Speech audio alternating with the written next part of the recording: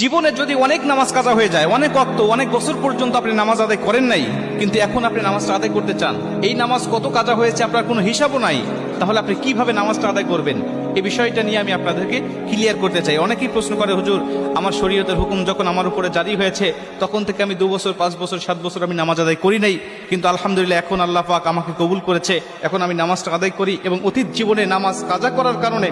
আমার ভিতরে অনুশোচনা আসছে, হুজুর নামাজগুলো আমি আদায় করতে চাই, কেমনে করে নামাজ আদায় করব? শুধু তওবা করলেই হয়ে যাবে নাকি আমাকে সেই নামাজগুলোকে হিসাব করে করে আমাকে পড়তে হবে? অনেকেই বলে, হুজুর হিসাব করা তো সম্ভব নয়, তাহলে কিভাবে নামাজটা আদায় করব? কারণ অল্প যদি ওয়াক্ত নামাজ কাজা হয়,